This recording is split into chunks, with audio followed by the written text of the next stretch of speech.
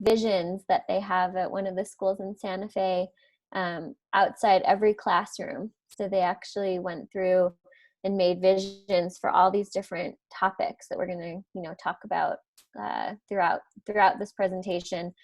But thinking about a vision for hallway, playground, before school, cafeteria, and every classroom has one of these that the kids made together. So I think it's just a great starting point for this presentation.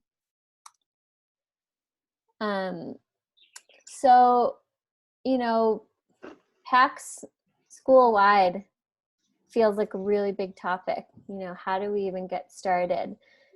But, thinking about, obviously you all know PAX isn't like a magic system that's just going to fix everything. It really is a practice, and it really takes a lot of work to get it started and to continue it and to grow PAX. Every day you're working on it as a teacher doing PAX. So thinking about is PAX being implemented in the classrooms? So how many teachers in the school are doing PAX? How enthusiastic are people about PAX? Yes? Did someone say something? No. Okay. Thought someone said Hillary.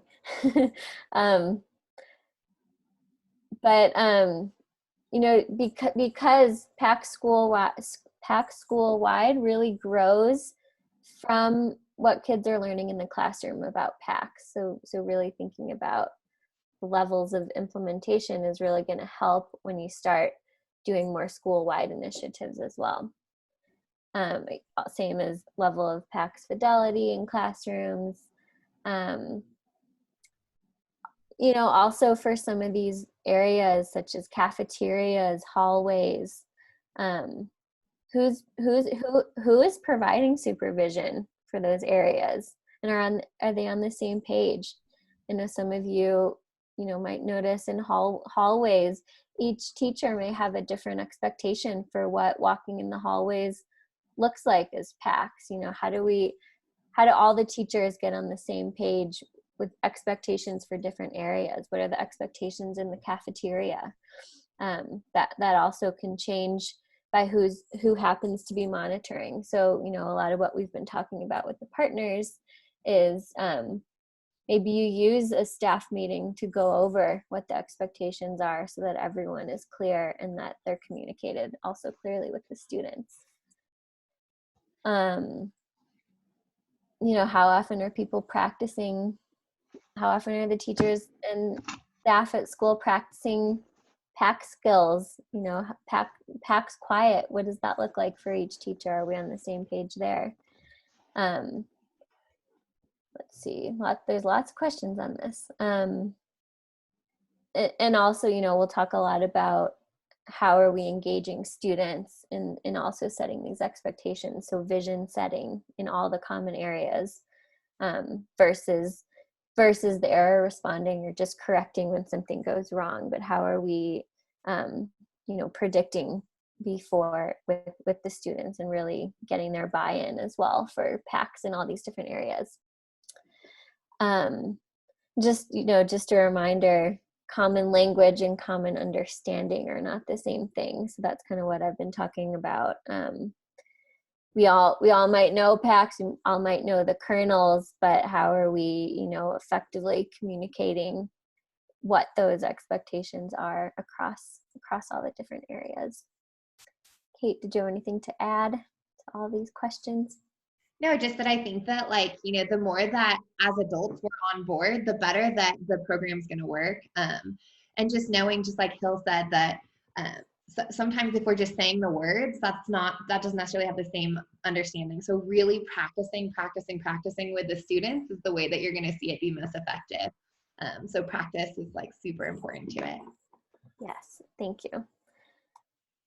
Oops. Okay. So some awesome pictures. Obviously we'll talk more about all this. But from the calls that we've been on, different partners have shared different ideas. So, one one sixth grade teacher was struggling. Her students were really struggling in different specials classes. And I think the specials teachers may have been overwhelmed and they weren't creating visions in their classes. So she just took the initiative and created visions in her classroom for each of the specials, so that the expectations were clear with the students before they went, and then they could, review how did things go when they got back. So that was, I thought, a neat idea to make visions for different situations that the kids are in. Again, these are close-ups of the picture I showed earlier: hallway vision, playground.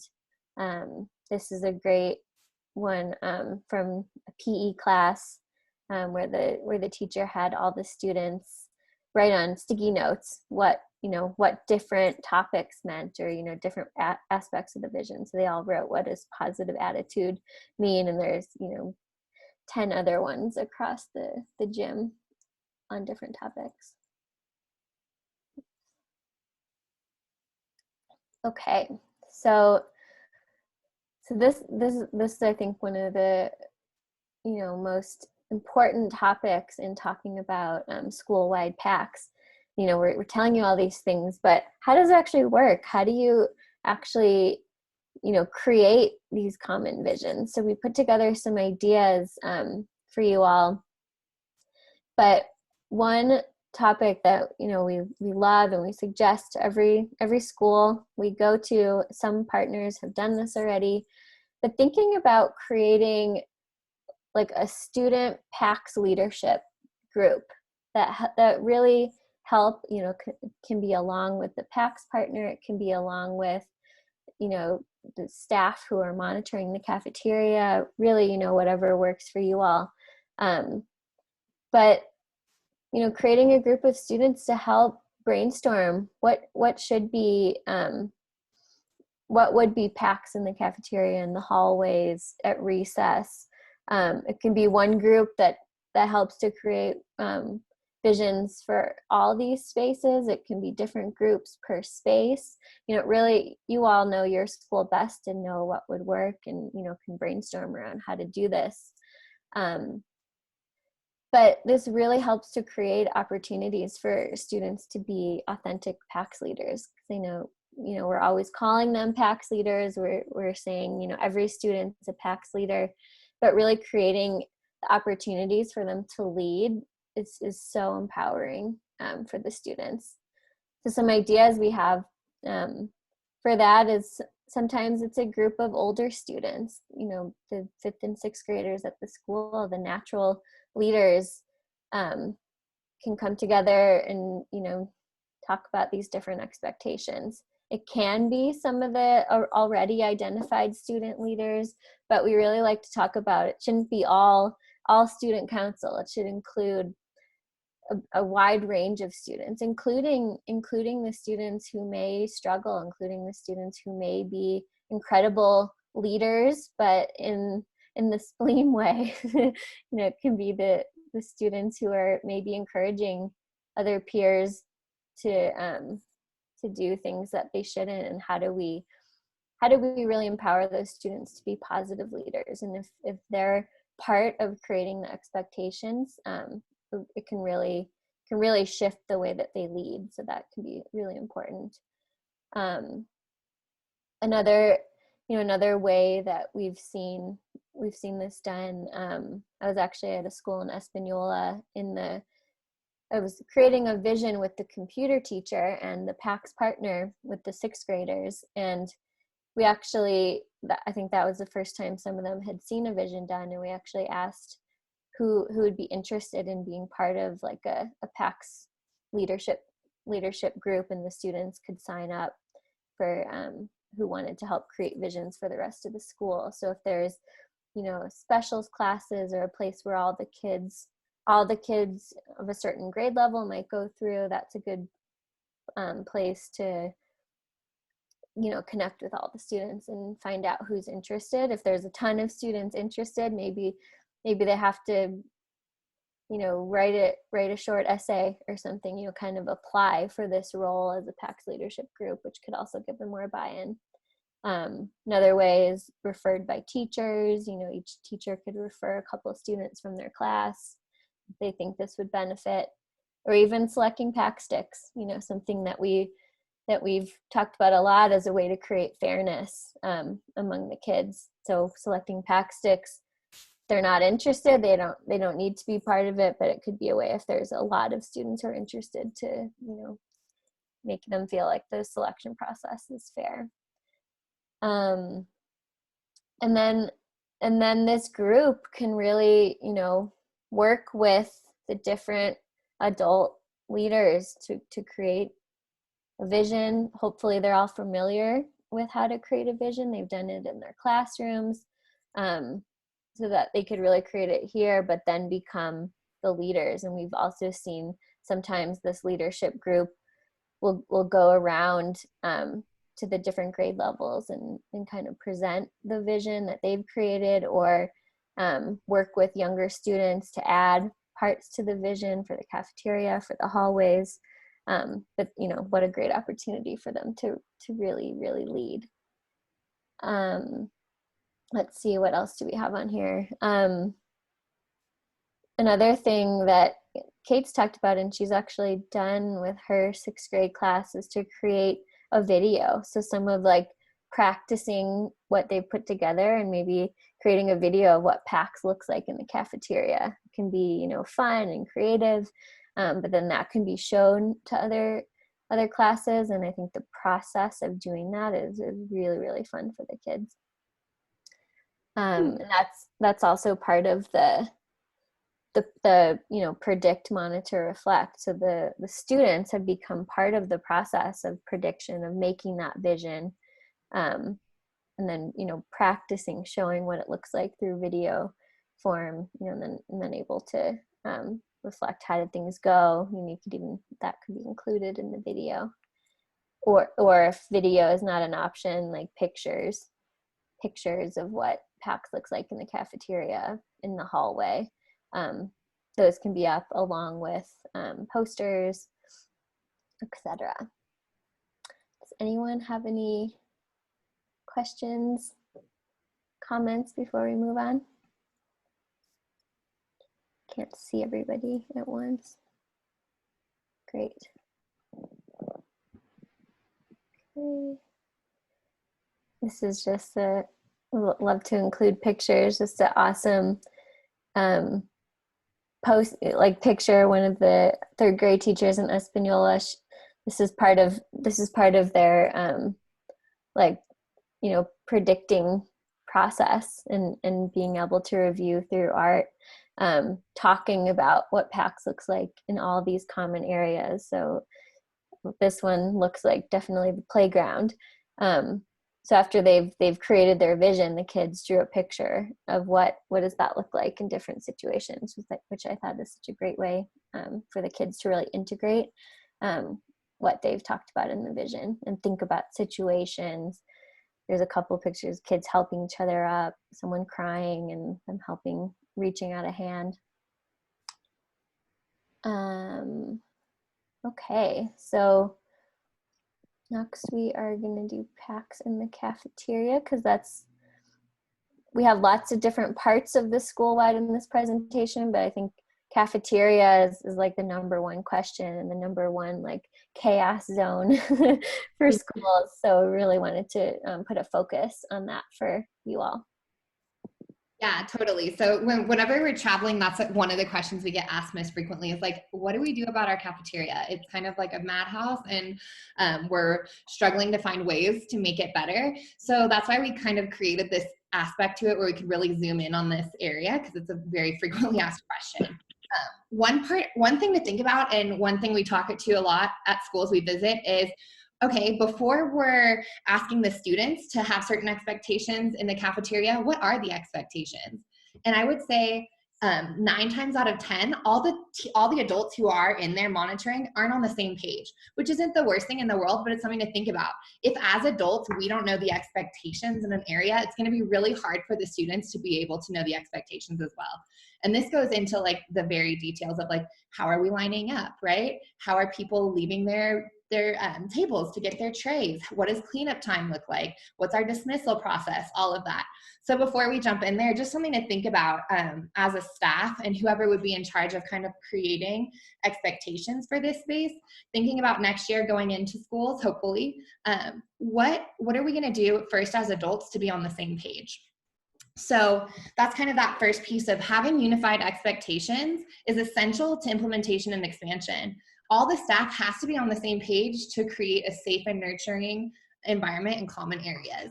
So first, as adults, we want to come together and think about, how are we going to make the cafeteria system run, right? So again, that nice reminder that Hillary added is common language and common understanding are the same thing. So if we're in the cafeteria and we're saying, hey, use your PAX voices, but the students don't know what PAX voice you're talking about, right? Is that a 3-inch voice? Are we whispering? Is the expectation in lunch that we're at a 3-foot voice and we can have a normal conversation? Have the students practice that, right? Do they know how to use a 3-foot voice?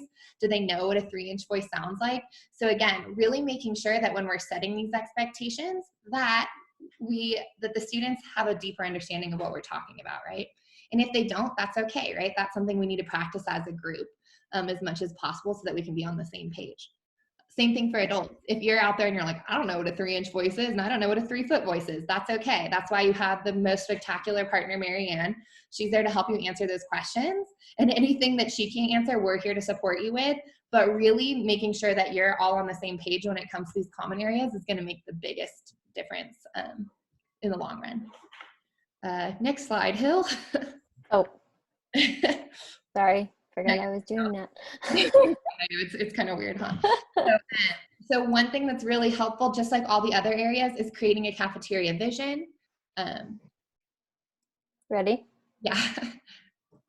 Oh, right. I forgot about this. That's okay. We put on here, go ahead if you're not sure how to create a PAX vision and you feel like you're going to be an adult in a position of leadership to create this vision together. We included the manual pages on here. It's 43 to 45. Also, there's like videos you can watch to remind you. And if there's anything you need help with, again, reach out to Marianne and she can also reach out to us and we'll give you what you need. But one thing that's really important, if possible, is all of the monitors who are actually going to be in the cafeteria should be there while they're creating this vision and when they're reviewing the vision and teaching the vision, if possible. So if you know for sure that you have certain EAs who are going to be on duty, it'd be really great if they could be part of that vision creating session so that they're on the same page with the students. Same thing goes with admin. It's great if the admin are there because then they are aware of the expectations. They know how to support people with those expectations. And they also can help out Marianne and say, oh, wow, I noticed that so-and-so is having a hard time when it comes to the idea of 3-foot voice. This is not me going into school, but I'm going to come help support you with what that sounds like and what that looks like. So we're on the same page. So you have support because we know you have a million things to do every day and we want to be there to help you. So it would be great if the admins could lead the discussions with the monitors in that area. So you have the kids come in. Again, it would be kind of cool just to have a randomized group. You could pick a couple students from each classroom. Again, we don't just want the exemplary students. We want students who also struggle so that they're there really thinking about these ideas. And that's kind of building in that self-monitoring piece of like, what do I need to remember and what do I need to train my brain to do in order to be successful in these areas? So the best thing is to have the admin and the staff who's actually going to be in there during the lunchtime help create this vision with the students so that everyone's on the same page as much as possible. Good. Go ahead and next slide, thanks. So some things to remember are we have to identify barriers, which some of our teachers might not be trained in PAX, or some of our EAs might not have PAX training, but we're at a PAX school. We're trying to create PAX in the cafeteria. How are we going to do that, right? So even if they aren't PAX trained officially, we want to help get them there eventually. But we can teach and help remind them things like positive reinforcement.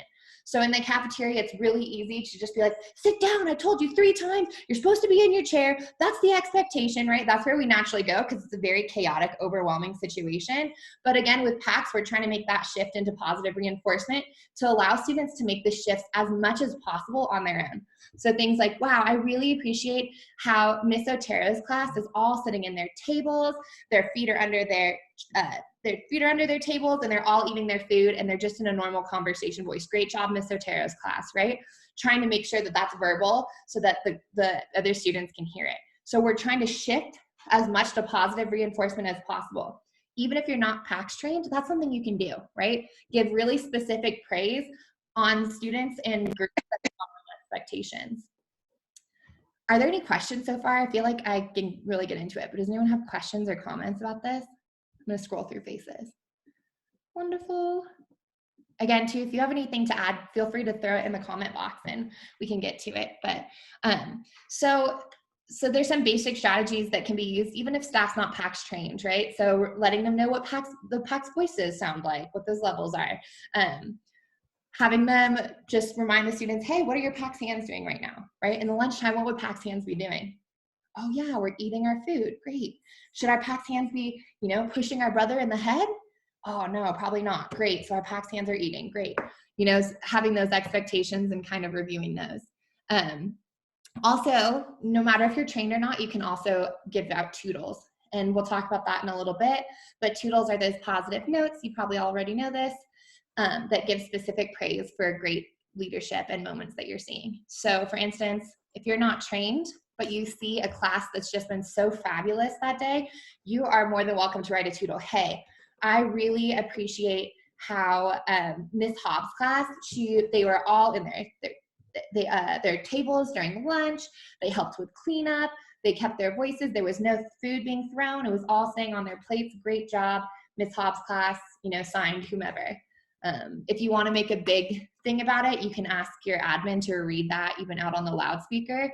And again, the point behind that being, oh, wow, we're going to get a lot of attention for doing positive, so I'm going to try my best to follow the expectations in spaces like the cafeteria in order to get those shout outs and in order to show that I'm someone worth looking at.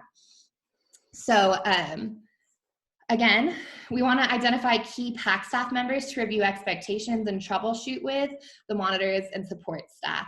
So that's just being like, hey, if you're going to be in there supporting PAX in the cafeteria, make sure that those people have support and understanding what those things are and that they are prepared to do so.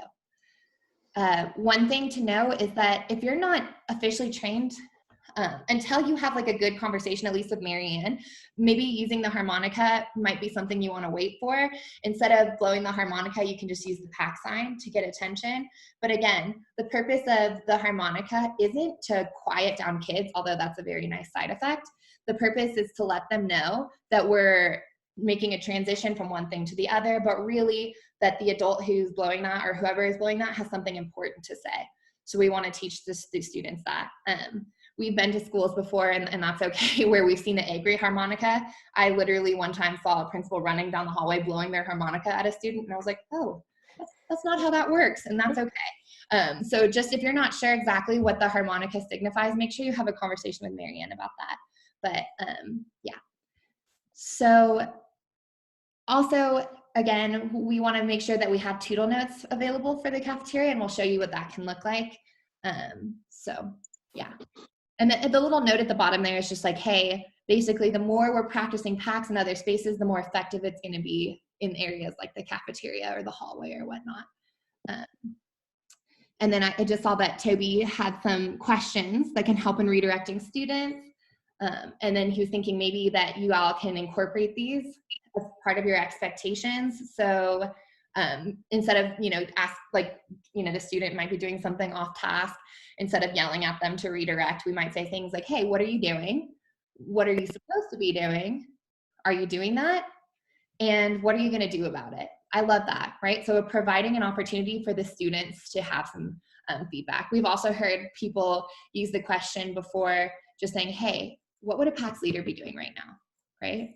And how can we shift that behavior? So instead of saying you're supposed to be in your seat, and I've told you 8 times.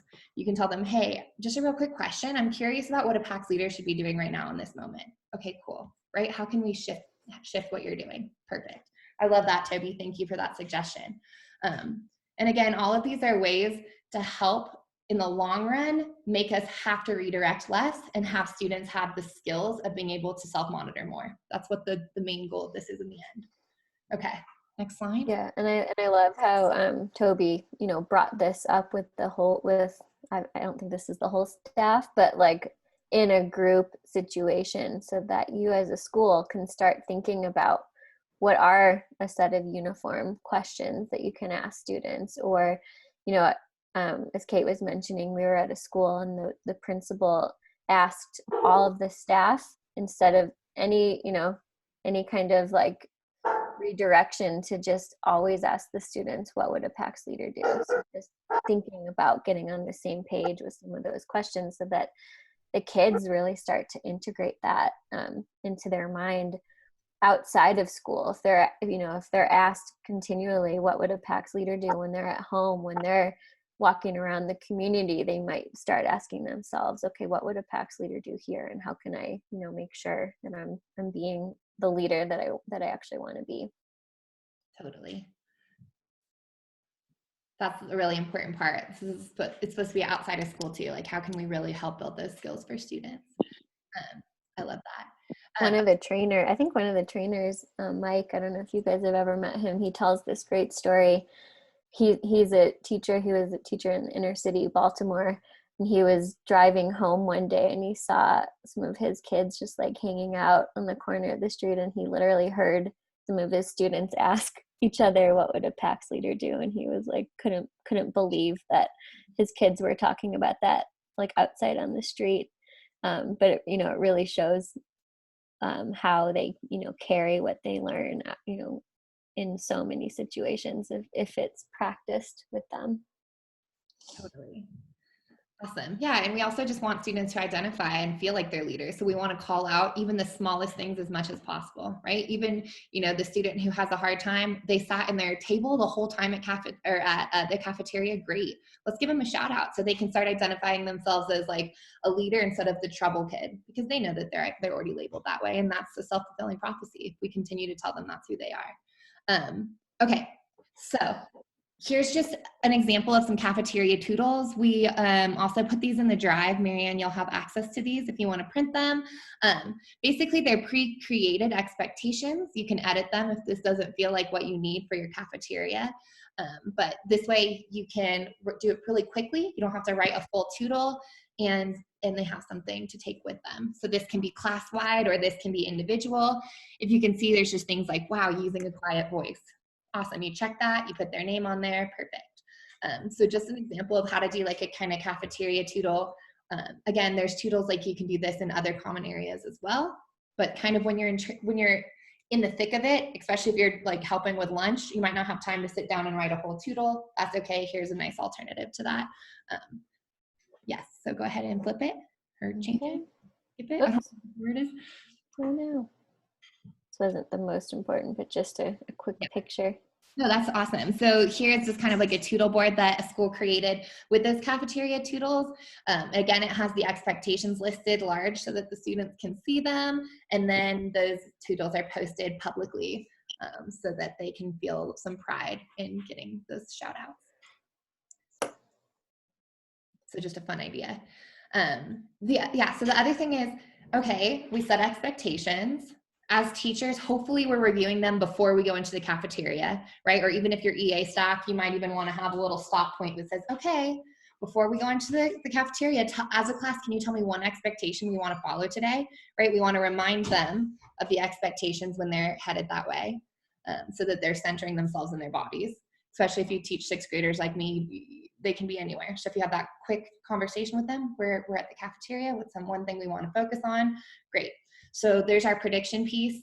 We are being as effective as we can with positive reinforcement throughout. And one really cool idea is how can we like reward these common areas? So this is one school that has a really cool fun thing they do. It's called the Silver Spoon Leaders. They have it broken up by class. And each classroom earns a visual like mark. Here you can see they use spoons. You all can use whatever you have. And it's just based off of like if they're following the vision expectations. So wow, so-and-so's class had a really clean table. They earned a silver spoon today. Oh, 3 classes had great tables today. Cool. Every class earned a silver spoon. And that's one nice thing about PAX. It's not like a zero-sum game where it's like only one class can do well and then the others are all losers. If everyone's doing well, then everyone can get positive reinforcement, right? If you see 3 classes doing great, cool. 3 classes can get toodles. It's not a competition in who's the best. It's just it's just trying to figure out who's helping to follow these expectations and be a strong leader. So yeah, so they can, so again, multiple classes can earn the points. The entire grade level is rewarded when the goal is reached, or the class. So if the goal, the goal is to get 10 silver spoons, then they can be rewarded with like an experience similar to a Granny's Wacky Prize, but it could be something more like, oh, you got 10 silver spoons, your class gets to leave 3 minutes early to recess. Awesome. Wow, 6th grade as a group did such a beautiful job. They all have 10 silver spoons. So on Friday, everyone gets to choose where they get to sit during lunch. Lunch with teacher admin, right? Oh, cool. On Friday, we're going to have principal come in and have lunch with us, right? So you'll figure out what the students would want to work towards. Music and cafeteria is another example, or getting to use special recess equipment. All of those things are things they can work towards. And again, all of these spoons they're earning, they'll know what they're earning because we've already set expectations as a school of, hey, here's what we want to see in the cafeteria. Yeah, we've seen another, I think another school told us about anyone who tables that meet the expectations that day, they get, I think there's a thing with a red cup and a green cup and a blue cup on the table. So these are just like quick reminders. If there are spleens going on at the table, instead of coming over, yelling at the kids or telling them what they need to fix, you can just turn over the red cup and it's just like a quick reminder. There's spleens occurring here. Something needs to be fixed, but the kids need to figure out what it is. And so they need to think about it and correct it. And then when corrected, then you would turn over the green cup immediately so that they're not left with the spleen. But then, tables that had no spleens at all, or that, met certain expectations, they could get the blue cup flipped at the end of the lunch period. And any tables with the blue cup got to sign like the window with one of those window markers. I think there's a better name for it. But that, I forget who it was that shared, but that school was just like so exciting for the kids to get to sign their name on the window every day. And then it would be cleaned at the end of the day and ready to start anew. But that was just like a really, easy intrinsic reward to reward awesome behavior in the cafeteria. Yeah, I love that, right? Like just creative ways that are going to keep students interested. And yeah, it's going to take some planning in the beginning, totally. But in the long run, can this make a huge difference in a space like a cafeteria where most of us want to jump out the window? Totally, right? It can really make a huge, huge difference. We've even seen before, like someone have just the okay side of the not okay, not okay poster, and they just carry that around. And tables they see doing really good, they just say, hey, I just want to give a shout out to this table right here. They're doing an awesome job. They've got a green. So, being creative, I love the cup idea. I love all these ideas, but just thinking about what would work well for your school. Okay. So we started to kind of talk a little bit about that, but just ways to really enforce, use positive reinforcement throughout the school. So an amazing way to do that is for anyone trained or not trained to use these okay, not okay cards that a lot of you got in your packets. We've seen a lot of teachers literally cut off the red side, the spleen side, so they're not tempted to use that, but just to walk around and, praise the people who are doing PAX, who are doing the okay. And at recess, you can do that in the cafeteria. Like Kate was saying, I love the idea of having a really big one so that other kids can see who's getting the praise versus the little one, which is more private. Let's see. Hallways, you can do that. It's like probably can think of all kinds of situations where you can reinforce the PAX using a green piece of paper even. It doesn't even have to have like the official PAX thumbs up on it. Also, we'll start to talk a little bit about other kernels throughout the school, but beat the timer is a great and easy way to use at lining up for recess. The classes who line up under a certain time get to play a Granny's Wacky Prize or get a quick reward.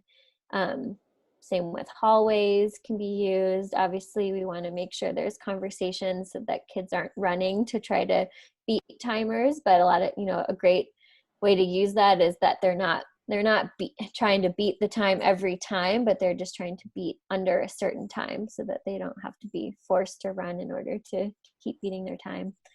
But it can be used. Bathrooms, again, we want to make sure kids have their space and their time, but like setting a general time limit can be helpful as well. And then toodles, this is like, one of our favorite topics and clearly one of Mary Ann's favorite topics. I'm sure you've seen her amazing toodle boards for seasonal and all kinds of things that she shares with us as well, that you're so lucky to have her leading the toodle the toodle front at your school. But we have so many different toodles in our drive that she can access for different holidays, different seasons. I don't know if Kate, if you wanted to share real quick, or if we should just keep moving, because I just realized it's almost 10:50. Why don't we let's get through the other slides and we can always circle back, because yeah, it's a good idea. But again, too, Mary Ann's going to have access to this PowerPoint, so if there's anything you want to see more in depth, she can give you access to look at these as well. Just so y'all. Exactly. Yeah.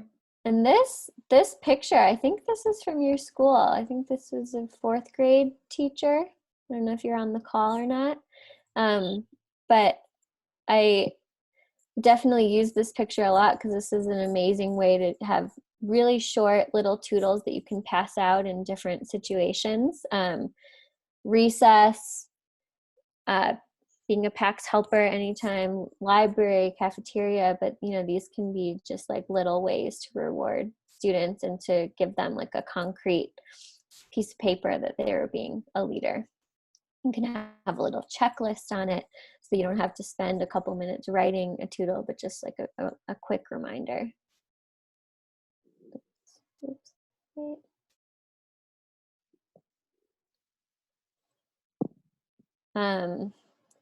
Again, hallway toodle boards, these can be super effective in a place that all the students can see. This really colorful one from Northeast Elementary in Farmington, the students can write toodles to each other and they submit them in this little envelope, and they actually have a trampoline park near the school that the assistant principal has like a partnership with, and that she does a raffle every week from the toodles that she receives. So the writer of the toodle gets to be entered in the drawing to win, a free session at the trampoline park, which to me is like the ultimate Granny's Wacky Prize. But she's talked about, she literally has stacks of toodles every week, so many, because the students are so excited to write to each other, to also win that prize. But it becomes really exciting because this toodle board is right outside the cafeteria. So as the kids are lined up to go in every day, they're able to check if they got a toodle and, see what other people have written as well. So I think that's a really neat system I like to share. Totally. And I think you already said it, but the thing I love about that too is when they do the drawing, the person who gets chosen is the person who wrote the toodle. So whoever wrote the toodle is the one who gets to get put in the pool. And I just love that. I think it's such a smart way to encourage it. And even if you don't have a park, it could be something like, lunch with the principal, where, you get to choose 3 friends and you get to have pizza with the principal or whatever fits in. Yeah. Yep, exactly. Some other, toodle boards, this one from CCSD is for staff, so it's also in a big public space, but kids, teachers, admin can write to the different staff so that, you know, they get toodles as well. And obviously we all know writing toodles to staff really helps them feel what it feels like to get a toodle and want to write more to students as well. It just spreads. Again, this, whoops, the one I just clicked off of, really shows staff and students together, and they have a doodle toodle section as well for the younger kids to draw pictures instead of writing toodles. And then, Kate, do you want to do this one? Sure. This is just like, so on the left is one that we've actually seen at Kirtland Elementary in Central Consolidated District. It's just a fidget floor. So basically on all these different patterns, the students are supposed to do different movements. So this is a great expectation for, you know, if you wanted to, like, first of all, it's a really easy built-in Granny's Wacky Prize. But additionally, too, if you have students who need a little like break, you can say, okay, go on out there and, you know, do one lap down the hallway on the different exercises. So it just kind of like makes the hallway really interactive. And the students love to do it. At the school that we've seen it at, the students can have the choice to do it or not when they're walking through the hallways normally. So there's, you know, there might be some times where there's some students who like aren't really into doing it, and that's okay. They kind of wait, and then the other students do the pattern, and that's fine. But yeah, it's also good for the little kids too, just to build up their motor skills and their sensory skills and all of that. So it's a kind of fun idea. The students really enjoy it. The teachers, the PE teacher is actually the one who created this floor, and the different hallways by grade level were different gate sizes. So she took it real serious. So like for the 6th grade and middle school side, they have different patterns than the littles did, which makes sense. And just kind of a really fun idea. Yeah, but just such a cool way to see, you know, the common expectations at this school for walking the hallway are much different than usual, but it gives the kids something to focus on as they're walking. And I've never seen such well-behaved kids in the hallway as I saw them, you know, tiptoeing and hopping, and that, you know, and they loved it too. It really became like second nature. You know, it's kind of cute to see. Yeah. And then oops, I think we forgot the title on this slide. But this is like Teachers Lounge ideas. So, you know, one of the principals and PAX partners set up this like PAX bingo at their school. So, you know, I think teachers have like a card, and they would go through each week or each month, I'm not sure, and check off the things that they did that were PAX related that week. And then they got entered into like a drawing for a fun prize as well. Other things you can do in the Teachers Lounge to kind of make, you know, really spread the PAX. One of the partners passed out little Valentine's Day toodles in all the mailboxes, maybe like three to 5 toodles, and then that teacher could write to other staff and put it in their box. Christmas toodle boards, just ways to kind of, you know, make it fun for you all as well. Oh, there's the title. And here. Maybe you all seen this. She does such an awesome job with creative toodles, like the Veterans Day toodles. Oh, we love all of her ideas that she uses. Here's the Thanksgiving toodle board. Just so cute, right? So just keeping it fun and seasonal and fresh. I love it. So I can't really read it, but here's one for Coach. You are the best on the call, actually. You are the best PE teacher ever, especially with your kindness and your funniness. You are the best, right? Something like that just makes you feel so good. Dear Mrs. McKinley, you are the best. You're kind, you're fun, and a very, very, very, very, very, very, very kind and cool, and just so awesome. So awesome. So you just bring joy. And, you know, not only do they bring joy to the people receiving them, but they bring joy to the people who give them too. You know, if you're given a toodle by a student and you just have all this joy, how good do they feel that they were able to bring that joy to you? So toodles are like, I just love toodles. I could talk for days about toodles. You have such a toodle leader at your school. So just keep it up, guys, because they're just amazing. Yes.